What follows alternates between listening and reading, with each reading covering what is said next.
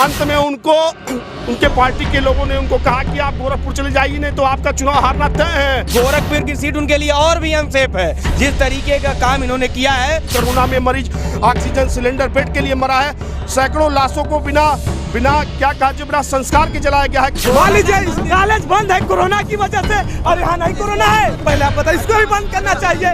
जो सांसद, विधायक, मंत्री, मुख्यमंत्री अपना जिला, अपना शहर का विकास नहीं कर पाया, वो पूरे प्रदेश का विकास क्या करेगा? आप बीजेपी के हैं तो भाई बीजेपी बताइए ना, आपके बाबा कितना विकास किए। दलितों का सम्मान ये लोग कैसे करते हैं, ये आप लोगों ने उन्नाव में देखा होगा। मंदिर से क्या होगा? मंदिर हमको खाने की देगा।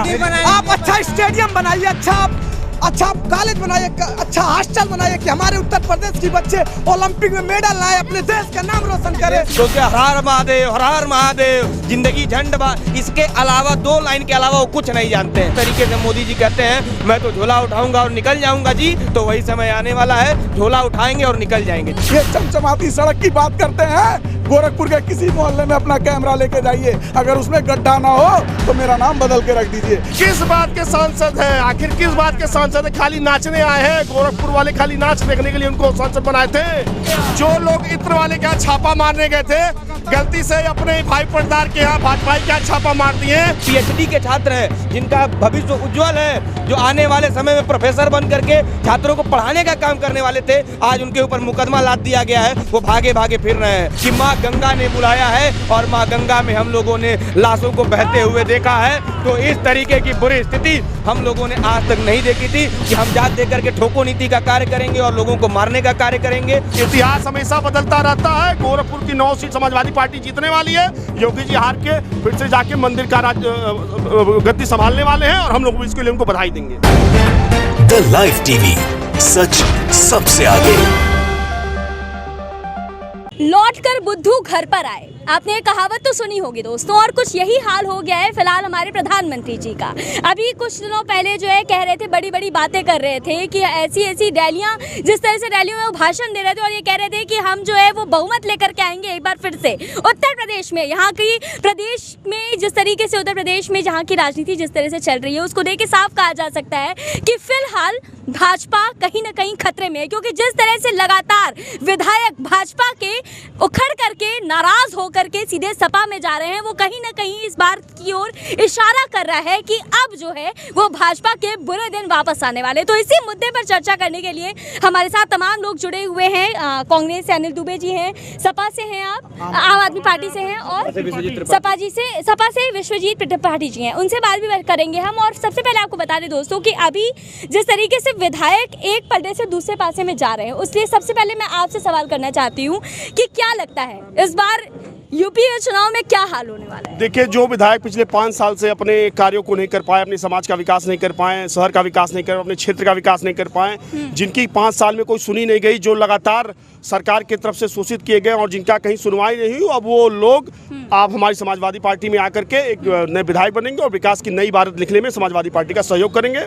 ये बताइए, एक सवाल है हमारा, क्योंकि अभी भाजपा से जो दलित विधायक हैं आपके, वो सीधे आ रहे हैं, तो इससे कहीं ना कहीं ऐसा लग रहा है कि दलित वोट बैंक जो है वो कमजोर होता नजर आ रहा है। दूसरी तरफ हमारे मुख्यमंत्री जी हैं जो दलितों के साथ बैठ के भोजन कर रहे हैं, तो इस पर क्या लग रहा है आपको कि क्या स्थिति है? देखिए, मुख्यमंत्री जी 5 साल मुख्यमंत्री जी को दलित शोषित वंचित नहीं याद आते हैं। जैसे ही चुनावी समय नजदीक आता है, मुख्यमंत्री जी को दलित शोषित वंचों की याद आने लगती है।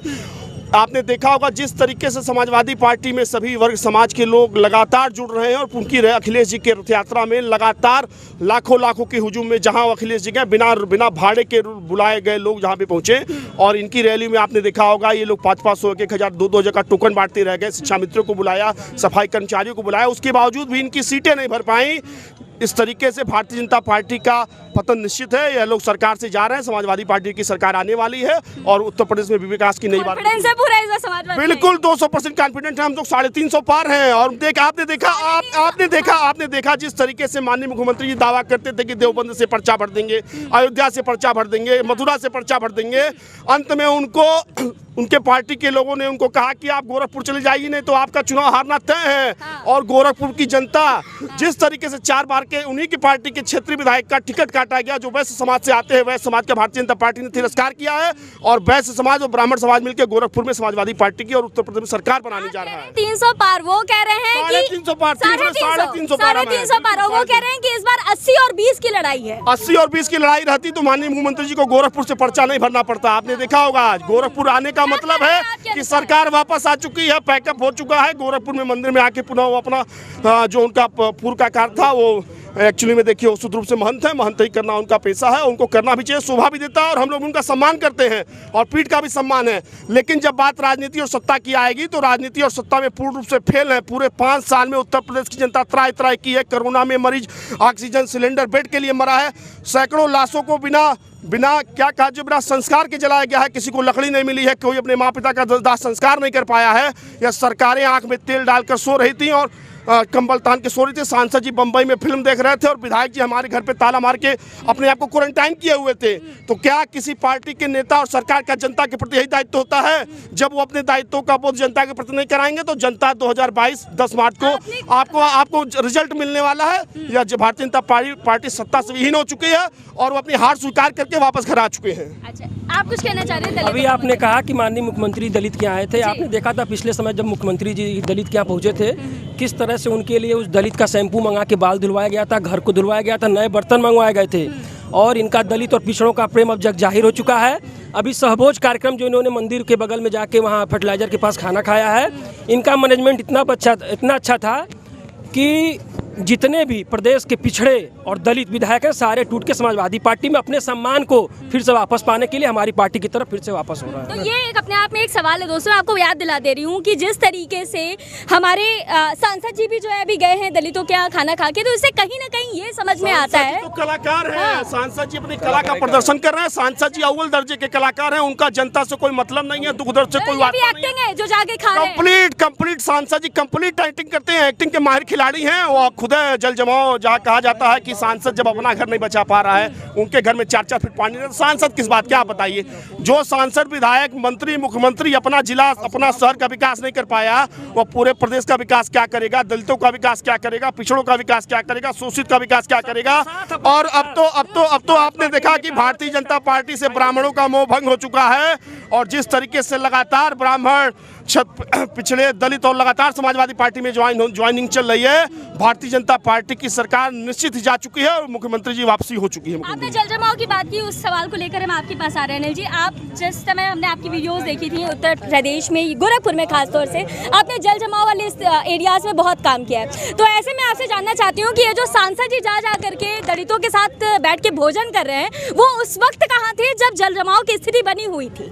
देखिए, दलितों का सम्मान ये लोग कैसे करते हैं, ये आप लोगों ने उन्नाव में देखा होगा। जब एक दलित बच्ची का रेप होता है तो ज़बरदस्ती उसकी लाश को जलाया जाता है। इस तरीके से ये लोग दलितों का सम्मान करते हैं। और जिस तरीके से अभी इन्होंने कहा कि वो एक कलाकार हैं, जो एक स्क्रिप्ट उनको दिया जाता है उसी के हिसाब से वो रंगमंच पे अपना कला दिखाते हैं। उसके अलावा अगर उनको माइक और कैमरा पकड़ा देंगी तो उसके हर हर महादेव, जिंदगी झंड बा, इसके अलावा 2 लाइन के अलावा वो कुछ नहीं जानते हैं, यही करना चाहते हैं। और सांसद जी का एक फोटो जो आया है जहाँ पे वो बैठ के दलित के यहाँ बैठ के भोजन कर रहे हैं, तो दलित एक झोला लेकर के बैठा हुआ है, मतलब अपने ही घर में वो झोला लेके बैठा हुआ है, जैसे भोजन समाप्त होगा वो चल देगा वहां से। केवल और केवल नाटक और नौटंकी भारतीय जनता पार्टी के लोग यहाँ पे कर रहे हैं। और मैं इनको बता देना चाहता हूँ और चेता भी देना चाहता हूँ कि जनता इन सारे नाटक और नौटंकियों को अब समझ चुकी है। बहुत दिन नहीं है, 10 मार्च को निर्णय आने वाला है। ये सारे लोग जिस तरीके से मोदी जी कहते हैं मैं तो झोला उठाऊंगा और निकल जाऊंगा जी, तो वही समय आने वाला है, झोला उठाएंगे और निकल जाएंगे जी। झोला उठा के निकलने की स्थिति आप बता रहे हैं कि होने वाली है, लेकिन यहाँ पर तो दावा लगातार किया जा रहा है ना कि हम तो 20 और 80 का जो यहाँ पर पूरी लड़ाई होने वाली। दावा तो अभी 2 दिन पहले तक ये भी कर रहे थे कि शीर्ष नेत्री तो जहाँ से लड़ा दे वहीं लड़ जाएंगे, काहे भाग करके चले आए यहाँ पे, वहीं लड़ लिए होते। तो दावा क्या कारण है, क्यों वापस मठ में आए, क्या बात है? कारण ये है कि उनको लग रहा है कि ये बहुत सेफ सीट है, इसीलिए वो चले आए, पर गलतफहमी में है। गोरखपुर की सीट उनके लिए और भी अनसेफ है। जिस तरीके का काम इन्होंने किया है, जो लोग यहाँ पे मुख्यमंत्री जो जब ये बने थे तो लोगों को लगा कि गोरखपुर तो संवर जाएगा। हम लोग जो सड़कों पे जाते हैं, गड्ढे देखते हैं, पानी देखते हैं, वो देखने को नहीं मिलेगा। दुर्भाग्य ये रहा कि जितना पहले देखने को मिलता है उससे 4 गुना अधिक अब देखने को मिला है। तो जनता समझ चुकी है। और जो लोग अभी यहाँ कई लोग बोल रहे होंगे अपने मोहल्ले का नाम बताएंगे और उनके मोहल्ले में चल के बता दूंगा कितने महीने तक पानी लगा था। एकदम पूछिए और उसके बाद भी आप बताइएगा कि किस मोहल्ले में है और उस मोहल्ले में हम लोग नहीं गए जहाँ पे पानी नहीं लगा। नेताजी सीधा सीधा दावा कर रहे हैं कि ये जनता है, जनता से बात कर लेते हैं। अगर जो पानी के मुद्दे पे बात की जाए तो यहाँ कोई ऐसा आदमी अगर जो इस नगरीय क्षेत्र का होगा, सारे लोग डूबे थे, सबके घरों में घुटना भर पानी था और भारतीय जनता पार्टी के सांसद और माननीय विधायक दोनों अपने घरों में ताला बंद करके गायब थे। उनका घर स्वयं डूबा हुआ था। वोट देने आएंगे तो क्या करिएगा इस बार आप लोग? वोट देना हम लोग समाजवादी पार्टी की सरकार बनाने जा रहे हैं, पूर्ण बहुमत की। युवा है, युवा की सरकार बनाएंगे। बेरोजगारी महंगाई से आम जनता त्रस्त है। और अभी आपने बात 80-20 की देखिए, देश में पूरे देश में इन्होंने 80 और 20 मुसलमानों को बांटने का काम किया है और बिना हिंदू मुसलमान किए हुए उत्तर प्रदेश में भाजपा की सरकार कभी नहीं बन सकती है और अभी भी नहीं बनेगी। ठीक है, क्या कहना चाहते हैं आप? इनका दलितों के यहाँ भोजन करना राजनीतिक नौटंकी है। अभी इनके एक विधायक ने हाथरस की बेटी का बलात्कार किया और रातों रात इन्होंने लाश जलवा दिया। ये लोग महिला सशक्तिकरण की बात करते हैं और महिलाओं के साथ बलात्कार इनके सरकार में होता है। रातों रात महिला बेटियों को जला दिया जाता है। एनसीआरबी के आंकड़े उठा के देख लीजिए, इस पूरे कार्यकाल में सबसे ज्यादा महिलाओं पर अत्याचार भाजपा सरकार में। जिस सरकार में हर जिले में बलात्कार होते थे वो क्या बलात्कारी की गिनती गिनाएंगे। दूसरी चीज, जहाँ शेड्यूल कास्ट के घर भोजन करने की बात हुई, शेड्यूल कास्ट जिस मंदिर का पुजारी शेड्यूल कास्ट हो, आप क्या बात करेंगे? आप आंकड़े तो सही इकट्ठा कीजिए, आप शिक्षित वर्ग को तो पकड़िए। मैं गोरखपुर से आम आदमी पार्टी का अधिकृत प्रत्याशी हूँ। मैं आप लोगों से एक बात बताना चाहता हूँ, कब तक बलात्कार हिंदुस्तान, मुसलमान, पाकिस्तान, अफगानिस्तान, तालिबान पे बात होती रहेगी? क्यों नहीं बच्चों की शिक्षा पे बात होगी? क्यों नहीं स्वास्थ्य पे बात होती है? क्यों नहीं महिलाओं की सुरक्षा क्या होती है? कि हमने हमारे कार्यकाल में एक भी मौत नहीं। ये एक मिनट जिस दिन भाजपा के बहुत बड़े, जिस दिन गोरखपुर में एक दिन में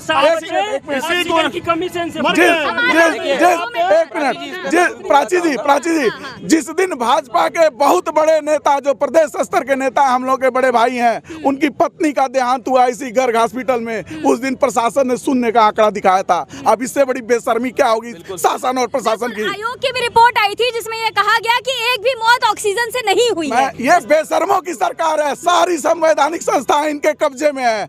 जो ये चाहते हैं वही आयोग बोलता है, वही कोर्ट बोलता है, वही मीडिया बोलती है। ये तो भला है आप लोगों का, पोर्टल मीडिया वालों का, जो सच को आप लोग दिखाते हैं, मोहल्ले की बातों को दिखाते हैं। ये चमचमाती सड़क की बात करते हैं। गोरखपुर के किसी मोहल्ले में अपना कैमरा लेके जाइए, अगर उसमें गड्ढा ना हो तो मेरा नाम बदल के रख दीजिए। ये क्या बात करते हैं? आम आदमी पार्टी के उप मुख्यमंत्री आए कि आप अपना एक विद्यालय दिखाओ, ये विद्यालय नहीं दिखा पाए और लखनऊ में हमारे मनीष सिसोदिया जी को उतरने नहीं दिया इन लोगों ने। ये क्या हॉस्पिटल की बात? शिक्षा नीति लेकर के आए? कौन सी नई शिक्षा नीति?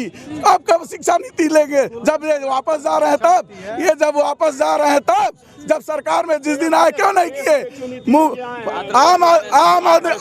आम आदमी पार्टी की 5 साल की सरकार ने दिल्ली में बहुत कुछ कर दिया। पंजाब में सरकार बनाने जा रहे हैं, उत्तराखंड में सरकार बनाने जा रहे हैं, गोवा में सरकार बनाने जा रहे हैं और उत्तर प्रदेश में भी सरकार बनेगी। इन लोगों की गलत नीतियों के खिलाफ जनता जाग चुकी है। अब वो हिंदू मुस्लिम के लफड़े में नहीं पड़ने वाली है, जात पात के लफड़े में नहीं पड़ने वाली है। केवल और केवल शिक्षा, स्वास्थ्य और केवल शिक्षा, स्वास्थ्य, फ्री बिजली, फ्री पानी, इस पे बात होगी। कोई भी उन्माद वाली बात नहीं होगी। सांसद जी एक रंगकर्मी हैं और आपने देखा होगा रंगमंच का यहाँ एक बिल्डिंग बना है। अगर कोई रंगमंच का कर्मी अगर उस बिल्डिंग को बुक करने जाता है तो 3 लाख रुपया देता है।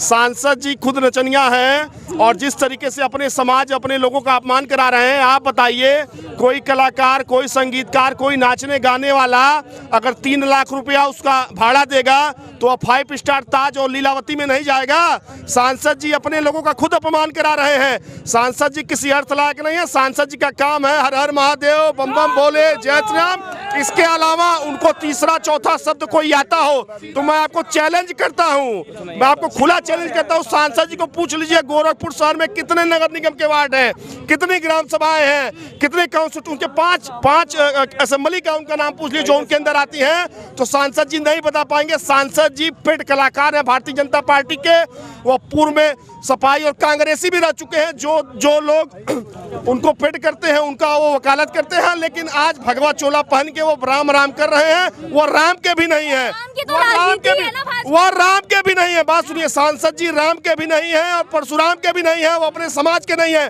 उनके समाज का एक लड़का मारा गया, उसकी 1 रुपए की वो आर्थिक मदद नहीं कर पाए, मुलजिमों की गिरफ्तारी नहीं कर पाए। किस बात के सांसद हैं आखिर, किस बात के सांसद हैं? खाली नाचने आए हैं गोरखपुर वाले, खाली नाच देखने के लिए उनको सांसद बनाए थे। गोरखपुर का जनता उनसे विकास नहीं हुआ है, गोरखपुर का सांसद जी का विकास हुआ है। सुनिए, लगाया गया है गोरखपुर, सांसद जी का विकास हुआ है। सांसद जी विकास के नाम पे धड़ाधड़ रुपया ले रहे हैं, फंडिंग ले रहे हैं, गोरखपुर के जनता के लोगों से चंदा ले रहे हैं। सांसद जी चंदा खोर रहे हैं, उनकी पार्टी चंदा खोर है। सांसद जी पूर्ण रूप से करप्ट आदमी है, एक % काम के नहीं यहाँ सांसद जी को जनता यहाँ जल्दी ही भगाने वाली है। और 250 करोड़ जो पीयूष जैन के घर से निकला था उसका ब्यौरा दे सकते हैं? देंगे। ये पीयूष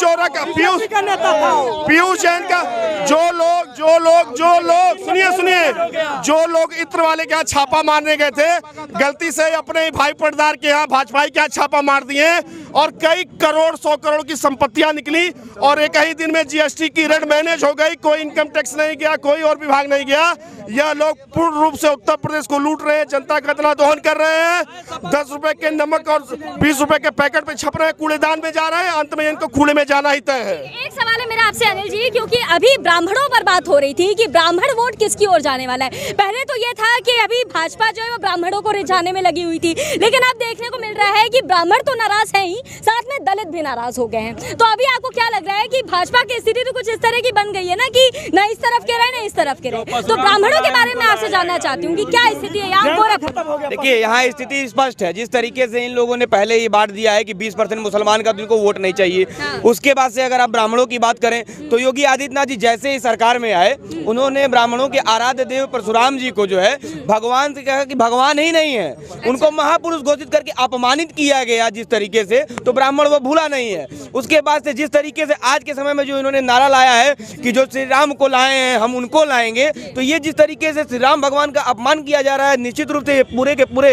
हिंदू समाज के लिए ये शर्म का विषय है और पूरा का पूरा अब हिंदू समाज भी इनके विरोध में खड़ा है। तो निश्चित रूप से चाहे वो दलित समाज हो, जिस तरीके से मैंने आपको बताया कि हाथरस में जिस तरीके से दलित बेटी के साथ बेइज्जत करने का काम किया गया, तो ना दलित इनके साथ है, ना हिंदू इनके साथ है, ना ब्राह्मण, ना क्षत्रिय, ना मुसलमान, तो कोई इनके साथ नहीं है। केवल और केवल जिसको ये लोग छलावा दिए हैं कि 15 लाख रुपया मिलने वाला है, ऐसे जो दिग्भ्रमित लोग हैं, केवल और केवल वही लोग इनके साथ हैं और कोई नहीं है। आज के समय में आप देख सकती हैं, अभी आपने जो है नई शिक्षा नीति की बात की है, आप जाकर के विश्वविद्यालय प्रांगण में घूम करके देखिए, आप भी युवा हैं, आप जाकर के देखिए कि छात्र किस तरीके से परेशान है। 17 युवाओं पे, छात्रों पे, जो PhD के छात्र हैं, जिनका भविष्य उज्जवल है, जो आने वाले समय में प्रोफेसर बन करके छात्रों को पढ़ाने का काम करने वाले थे, आज उनके ऊपर मुकदमा लाद दिया गया है, वो भागे भागे फिर रहे हैं। आप जाकर के सड़कों पर देखिए कि कितने गड्ढे हैं। आप स्वयं, मुझे लगता है कि आप मेरे साथ चलिए, यहाँ पे जाकर के आपने देखा है कि कितने पानी में यहाँ का मोहल्ला डूबा हुआ था।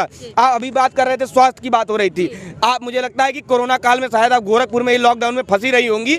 आपको पता होगा कि राजघाट पे स्लॉट बुक किया जाता था। अगर किसी व्यक्ति के परिवार का व्यक्ति आज मर गया हो तो कल का स्लॉट बुक होता था, वहाँ राजघाट पे जगह नहीं था लाश जलाने के लिए। तो इस कदर भयावह स्थिति हम लोगों ने कभी नहीं देखी थी कि माँ गंगा ने बुलाया है और माँ गंगा में हम लोगों ने लाशों को बहते हुए देखा है। तो इस तरीके की बुरी स्थिति हम लोगों ने आज तक नहीं देखी थी और निश्चित रूप से जनता अब ये समझ चुकी है और इनको उखाड़ के फेंकने का कार्य करने वाली है। तो इसी सवाल के साथ मैं आपके साथ अब इस पूरी डिबेट को खत्म करते हुए मैं आपसे आखिरी सवाल ये जानना चाहती हूँ कि अभी फिलहाल ये दोनों तरफ से दावे किए जा रहे हैं, लेकिन मैं आपसे मुद्दों पर बात करना चाहती हूँ कि अभी अगर सपा इस बार जो है वो सत्ता में आती है तो किन मुद्दों पर आप सबसे पहले काम करना चाहेंगे? पुरानी पेंशन की बहाली हम करेंगे, महिलाओं को पेंशन हम देंगे, बेरोजगारी भत्ता हम देंगे, लैपटॉप हम देंगे, टैबलेट हम देंगे, साइकिल हम देंगे, 300 बिजली के यूनिट हम देंगे। इतने लंबे वादे कर रहे हैं, पूरे नहीं, ये पूरे नहीं, ये पूरे होने वाले बातें हैं, हमारे मैनिफेस्टो में है। आप भारतीय जनता पार्टी का मैनिफेस्टो जाके पूछ लीजिए कि गोरखपुर का कौन सा मोहल्ला पानी में नहीं डूबा है।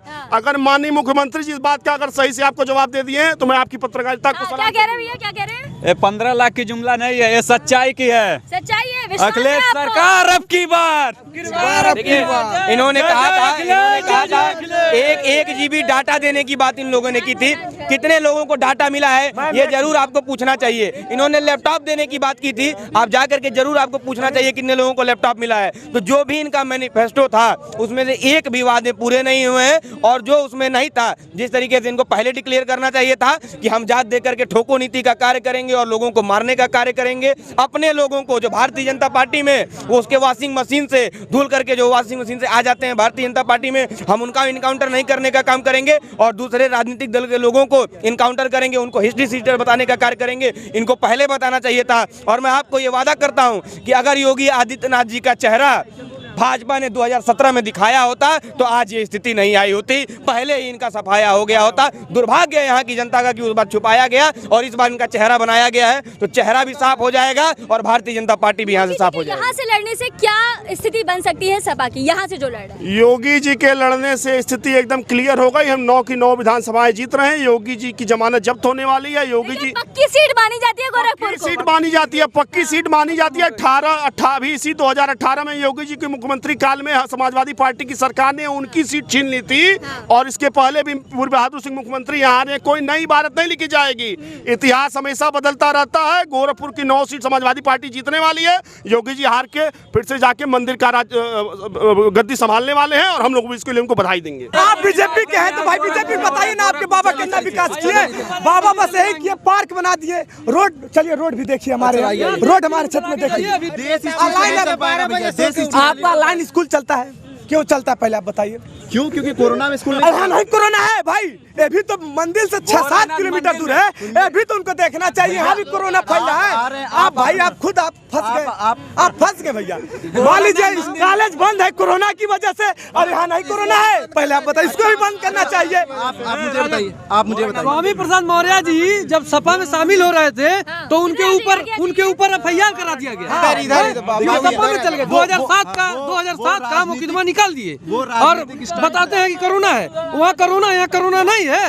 इस बार जो चुनाव हो रहा है और चुनाव को लेकर जो कहा जा रहा है कि चुनाव नहीं होने चाहिए और भाजपा चुनाव करा रही है, तो इस पर आप क्या कहेंगे? क्योंकि आप भी युवा हैं, आप भी पढ़े लिखे हैं, आप क्या कहिएगा? अच्छा, अगर सपा रहती तो क्या चुनाव नहीं कराती? कांग्रेस से तो चुनाव नहीं कराती। मैं मुद्दा नहीं ना, मैं मेन पॉइंट पे था। कांग्रेस और सपा आम आदमी पार्टी तो क्या चुनाव नहीं कराती? ममता बनर्जी जी वेस्ट बंगाल में चुनाव हुआ तो उस समय कोरोना नहीं था।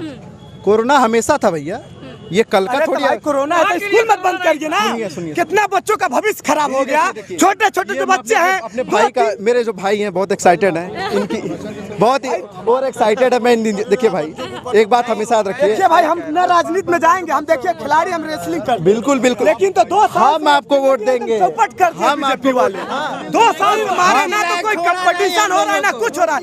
यहाँ 200 करोड़ खर्च हो रहा है हमारे, देख लीजिए यहाँ 200 करोड़ खर्च करेंगे पार्क में और चिड़ियाघर में, स्टेडियम अपने यहाँ चल के देख लीजिए ना। शुद्ध मैच है ना, तो शुद्ध ग्राउंड है ना, तो कुछ कुछ भी नहीं है। ये भी देखिए, मैं चिड़िया ये नहीं, मंदिर से क्या होगा? मंदिर हमको खाने की देगा। आप अच्छा स्टेडियम बनाइए, अच्छा कॉलेज बनाइए, अच्छा हॉस्टल बनाइए कि हमारे उत्तर प्रदेश की बच्चे ओलंपिक में मेडल लाए, अपने देश का नाम रोशन करे। यादव की सरकार में मैं जिलाधिकारी था, ठीक है? अच्छा, मैं जिलाधिकारी था और ये जो है ये एसपी थे। अच्छा। और ये भाई साहब हमारे डीएसपी एसपी थे। अभी जैसे योगी जी आए हम लोग को तुरंत रिटायर करवा दिए। ये कोई तरीका होता है? ये कोई तरीका होता है? हम कहाँ जाएंगे? हम कहाँ जाएंगे भैया? योगी जी से हमारी एकदम निवेदन है भाई, हमारा वापस करिए। अखिलेश यादव की सरकार में अभी तक उस स्पीड से पैदा होने के बाद, उस स्पीड से, जिस स्पीड से हम डीएम बने, अभी तक हमको अमेरिका का प्रधानमंत्री होना चाहिए था। आप कटाक्ष कर रहे हैं, ठीक है? अरे यार क्या बोले, मतलब समझ होना चाहिए। आप बोलते हैं कि योगी जी कोरोना में नहीं, अरे भाई उस इंसान का देखो। आप ये अखिलेश यादव का देख लीजिए, जाके अमेरिका घूम रहे हैं, इंग्लैंड घूम रहे हैं, और जब पूछा कोरोना के टाइम में जब पूछा जा रहा है तो कहते हैं कि बच्चे के एडमिशन के लिए जा रहे हैं।